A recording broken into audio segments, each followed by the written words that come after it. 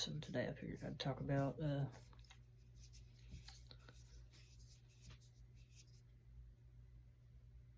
biggest part of dealing with addiction. Like admitting that you have a problem. It's hard to, everybody else sees it before you see it. You keep believing what your mind's telling you, your mind's manipulating you. You're manipulating other people. It's all do what you do, or do what you have to do to get that high. And like, that was like the last straw that broke the camel's back for me, was not wanting to be a shady person like I was becoming. Like, well, I mean, like I was, but it was getting worse. The people around me always stabbing each other in the back and stuff. Like, everybody talks about loyalty. I think we got different definitions. Because, you know, nothing I've seen has been loyalty.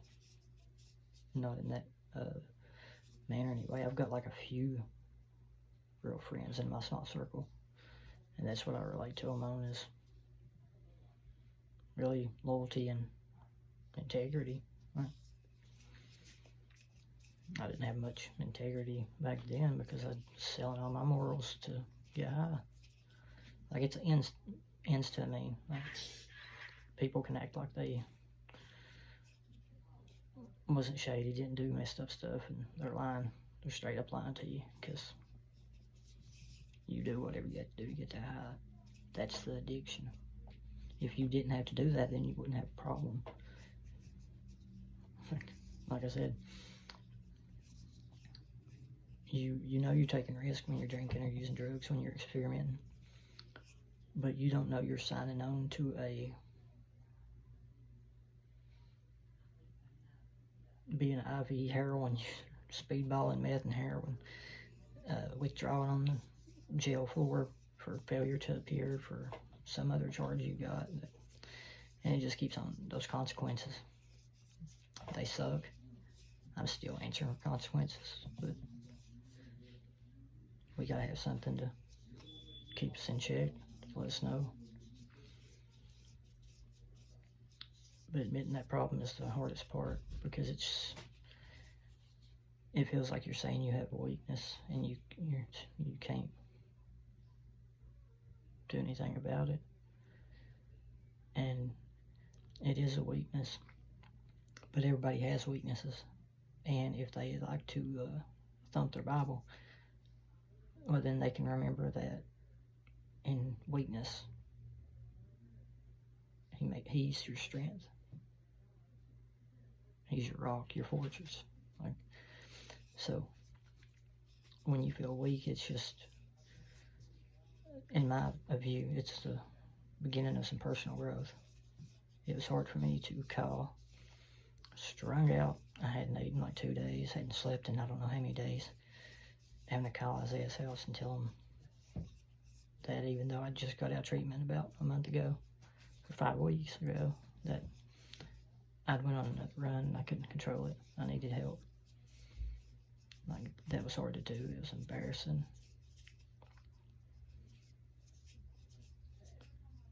But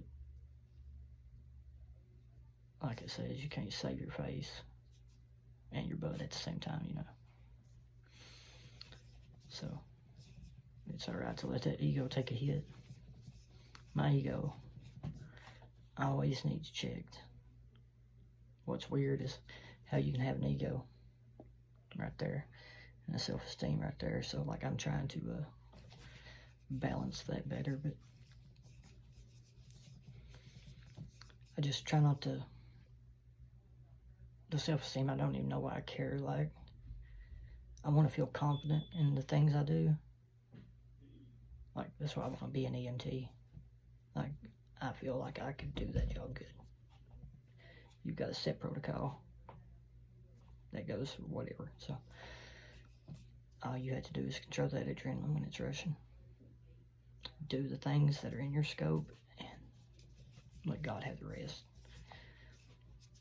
Like, a lot of things from rehab tied over into life. It wasn't just a vacation. But, I mean, it sucked being in there, away from my family, being told what to do all day. And, like, I don't hate that. I love them guys. I needed that structure. But I'm saying I'm not trying to go jump back into that again, so that's another reason to stay sober. I got many of them. But in the first, admitting that I had the problem and wanting to get sober, for me, I wanted a better life. I hated the life I had. I was sitting there as I was getting high, praying to God that it just kill me. Like that was life then. Now I struggle with making good decisions because I overthink everything. I get hung up on why did I do this, and not in a constructive, why did I do that? You know, it's just like, why was you such an idiot, man? Like, you knew this was more than likely gonna happen if you chose this and you did that anyway. Like, what kind of risk was you looking at?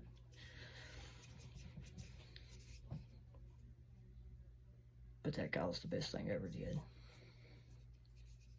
Calling and saying that I could not stop getting high. I needed help. Unless somebody else stepped in, I was going to die.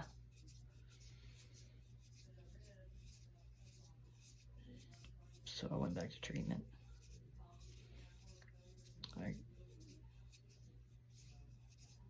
It helped me getting to try to help those other guys.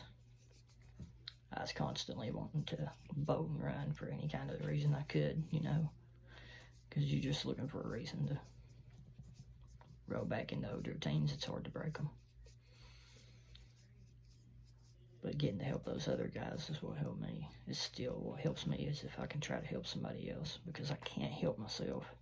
If I focus on myself too much, then it's just selfish, run amok, like for real. So I just try to make better decisions. I don't know how to tell you a way to quit without God, because like working the steps is what did it for me, and that leads you to God. There's 4 steps of action. The other 8 are about higher power.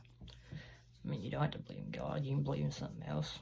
Whatever you can believe in, it's greater than yourself. That keeps you from having that ego and being selfish. For me, that's Jesus. Like, no greater role model in the world, in my eyes, than he was.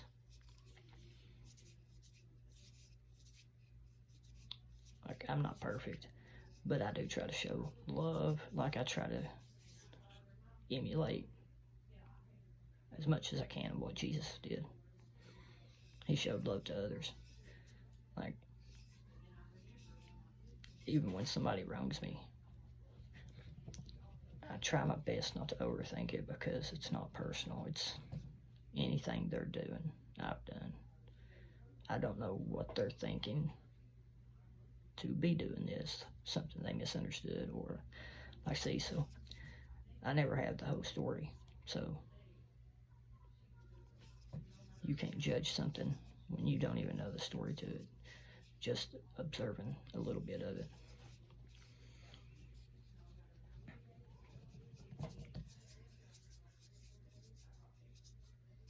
Admitting that you have a problem. We all have weaknesses. Yeah, we all do. People are going to judge you and be self-righteous.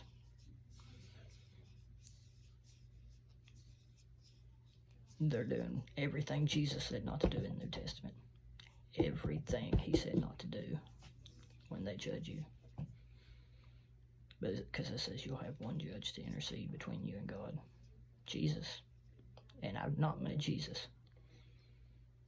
I've met people who thought they were Jesus, thought they were God, thought they were squirrels, but like, none of them were Jesus. I can tell you that much for sure.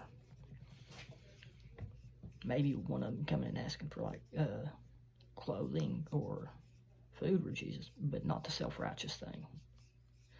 Because, I mean, I believe in the gospel. You can call yourself a Christian.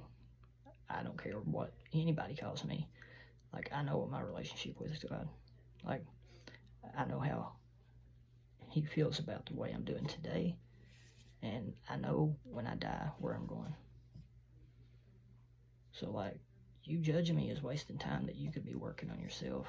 So, don't judge others. Work on yourself. Stay in your lane. Your own life is messed up enough. That's for anybody. I got enough fixing Terry here to where I could never get to a point to where I can judge you. Like, I can't get bathroom breaks or nothing trying to fix all this mess just to get to where you're at. Like, I don't even care what you're doing. If it's not affecting my life in a way that I can't maintain, like, I don't care what you're doing. Go with God, be happy. But that admitting your weaknesses is hard because of the judgment. We're supposed to be strong. We're supposed to not talk about our feelings. Like, all that stuff goes out the window. It really does. I'm in my feelings all day, every day. But, like, just controlling those emotions is the only thing I'm trying to do. You should have emotions. Not, like, going crazy out the wall emotion, but you should have empathy for other people.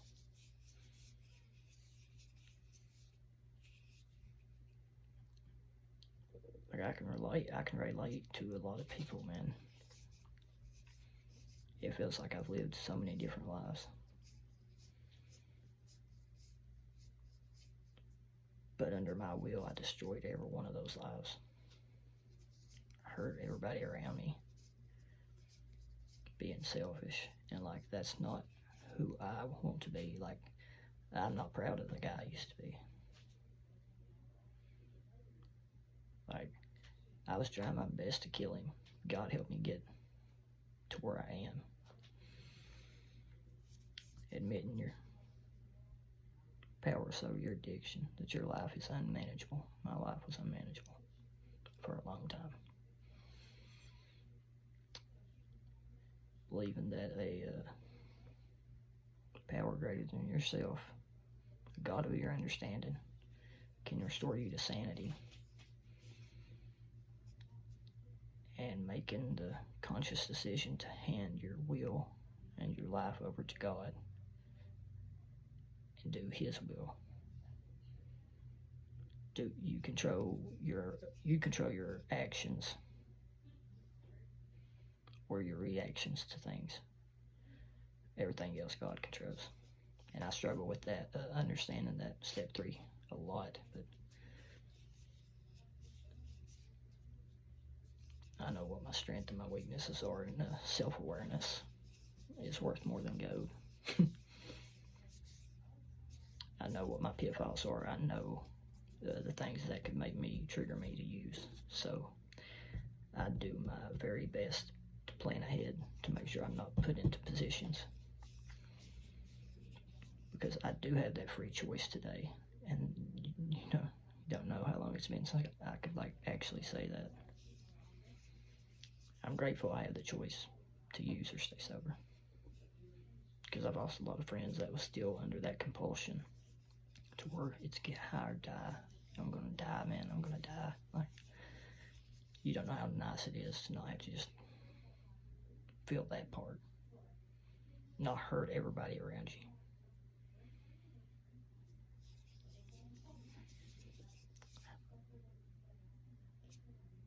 I work those first 3 steps every day. Sometimes I get it a little bit more into 4 and 5.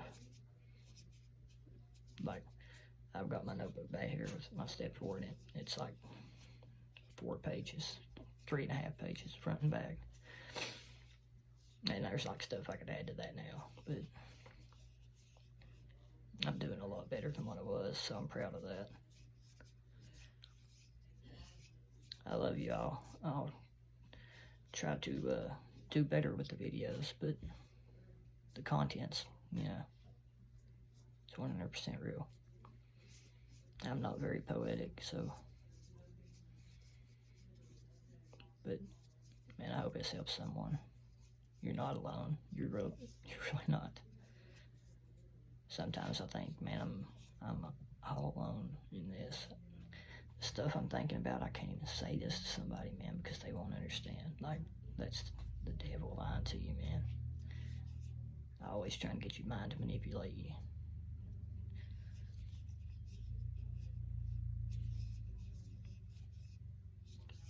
I love you guys, though. I hope you have a great weekend. God bless y'all.